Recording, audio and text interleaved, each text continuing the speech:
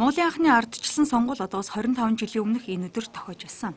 Манжин иршээлээс социалист дэглэм рүү шилжиж дээрээ босоод төртэй явсаар 300 жилийг туулаад байсан Монгол улс 1990 оны 7 дугаар сарын 29-ний өдөр түүхэндээ анх удаа олон намаа сонгох хэрэгтэй ардчилсан сонгуул явуулж төрөө байгуулсан түүхтэй.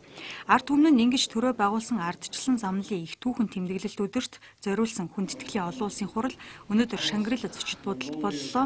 Хуралд олон улсаас нэр хүндтэй зочдын хамт тайгаар төлөөлөгчд хүрэлцэн ирж тэмдэглэлт арга хэмжээнд оролцсон юм. Хүндэтгэлийн урлыг цагаан морин жилийн хувьсгалчдын нэг Монгол Улсын ардчилсан ерхийлэгч нээж нэг намын тогтолцоог халж нийгмийн шинжилэл байгуулсан ардчилсан хувьсгалын ололтыг тэмдэглэн дүгнсэн юм. Тэрээр хэлсэн үгэндээ Монгол Улс ардчлалт хүрэхийн төлөө бус ардчлалын замаар хөгжилд замнаж байгааг онцлоод ардчлалыг байнга арчилж тордож явахын ач тусыг өгүүлсэн юм. Монголын ардчлал бол зөвхөн Монголын ард түмний чөлөөт сонголтын нэг удаагийн чөлөөт сонголтын үр дүн хэдий зүйл биш юм аа. Энэ бол аюулгүй ард түмэн бүрэн эрхэлж өөрийн сонгосон замаараа хөгжиж дэвжихдээ боломжтой гэдгийг харуулж байгаа бодит нотлогоо амьд үйл явц. Үүгээр шохгүй Монголын ардчлал өөрийгөө шинжлэх, цаашаа сайжруулах хангалттай чадвар дотоод хүчтэй болж чадсан. Хэдийгээр Монгол улс 50 замаар ардчлалыг сонгож төвлөрсөн төлөвлөгөөт эдийн засгаас чөлөөт зах зээлийн зарчим руу шилжиж ололт амжилтыг олж авсан ч алдаатай бодлого явуулсандаж шүүмжлэлтэй хандж байлаа. Монголын ардчлалын байдал, Монголын ардчлалын хөгжил дэвшил үйл явц зөвхөн монголчуудаас өөрсдөөс шалтгаална гэдгийг хэлхэн зөв баха. Монголчууд яах гэж энэ сонголтыг хийсэн бэ? Жаргал өөрийнхөө эрхээ жаргая гэж энэ түүхэн сонголтыг хийсэн. Ардчлалт бол ард түмэн хизээч гай болдог. Ягаад гэвэл ардчлал бол ард түмэнд их мэдлэг өгдөг учраас их мэдлээсээ татгалздаг хинч байдаг. Хизээч байдаг.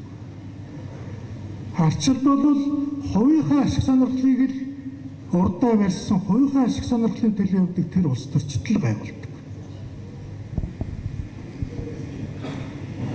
Хүмүүсээс ард түмнээс олгосон их мэдлийг хувийн бизнесийн сонирхол болгох гэж гүйж явдаг тэр улс төрчтөл ардчлалыг гайвуулдаг.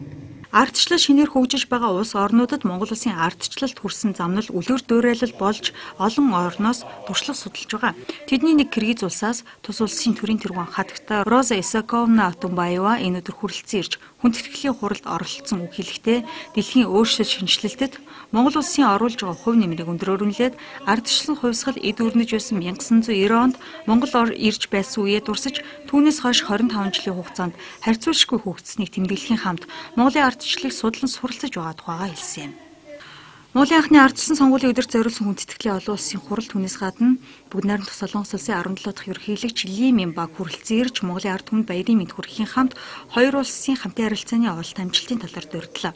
Мөн эдгээр нэр хүндтэй зочдтой зэрэгцэн нэгдсэн үндэсний байгууллагын ерөнхий нарийн бичгийн даргын улс төрийн асуудал хариуцсан орлогч бүгд найрамдах энэтхэг улсын мэдээлэл өргөн нэвтрүүлгийн төрийн сайд нар урагдаа оролцлоо. За түүнчлэн нэгдсэн үндэсний байгууллагын ерөнхий нарийн бичгийн дарга Бан Ки Мун, энэтхэг улсын ерөнхий сайд Нарендра Моди, Японы улсын ерөнхий сайд Шизо Абе, бүгд найрамдах Солонгос улсын ерөнхийлөгч Ипак Кинхэ болон бусад улс орнуудын ерөнхийлөгчд болон олон улсын байгууллагын тэргүүн нар баярын мэдчилгээ ирүүлж Монгол улсын ардчлалын замнал дардан байхыг ерөөлөө.